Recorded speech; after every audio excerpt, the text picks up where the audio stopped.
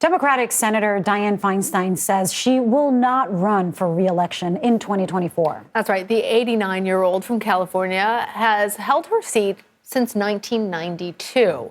In a statement released today, the senator said, quote, even with a divided Congress, we can still pass bills that will improve lives. Each of us was sent here to solve problems. That's what I've done for the last 30 years, and that's what I plan to do for the next 2 years. Let's go ahead and bring in CBS News congressional correspondent Scott MacFarlane there in Washington for us. Senator Feinstein has held this seat for roughly 30 years. She's such a fixture in D.C. How will her departure change the Senate? It'll be just difficult to recognize the Senate without her. 31 years, elected in what was called the Year of the Woman in U.S. Congress terms in 1992. She became the first woman to chair the Senate Judiciary Committee, a uniquely powerful committee. First woman to chair the Senate Intelligence Committee, a uniquely powerful committee. But her national fame, her national notoriety predates her time in Congress, mayor of San Francisco during a time of upheaval in that city, and she has been a force of nature in the U.S. Senate. But with every departure from the U.S. Senate comes this schizophrenic moment where people are appreciating the person who's about to depart, but also jockeying to succeed that person. And that is very true for a California Senate seat. Two particularly well-known members of the U.S. House delegation are already pursuing this seat, jockeying against each other for the Democratic nomination. That'd be Adam Schiff. You'll recall him from the first Trump impeachment and from the January 6th committee. He was a member of that panel. And Katie Porter, who comes from a more moderate district in California and has been a force on her U.S. House committee assignments. And that's only who's declared so far. It's possible many others get in this race now that Dianne Feinstein has formally announced her departure. Oh, yeah, it's a sought-out moment, a big opportunity there for especially Democrats in California. Now, Scott, I want you to shift gears, if you will. I know that you spoke with Minnesota Representative Angie Craig, who was recently assaulted in the elevator of her D.C. apartment.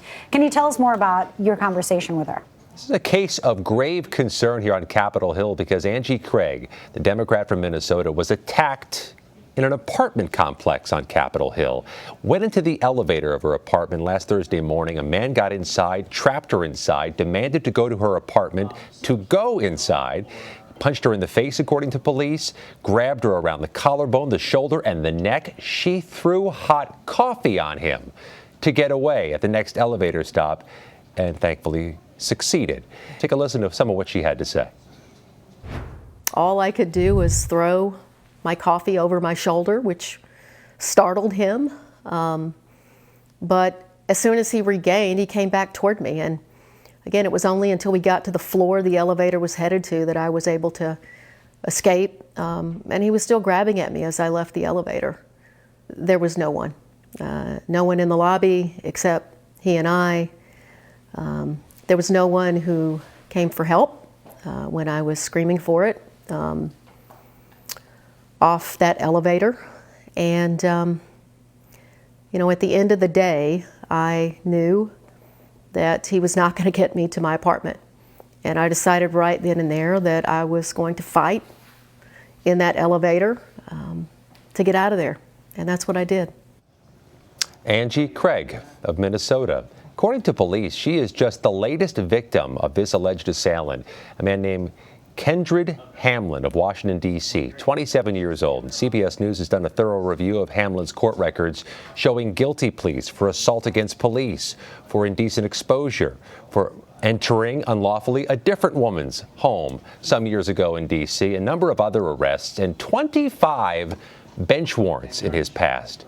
Angie Craig says among things that are worth considering in light of this attack, criminal justice reform to prevent recidivism, to better handle those who may have mental health or drug issues, both of which have been alleged in this man's past. And for the record, Mr. Hamlin's in court tomorrow here in the District of Columbia. All right, Scott, thank you.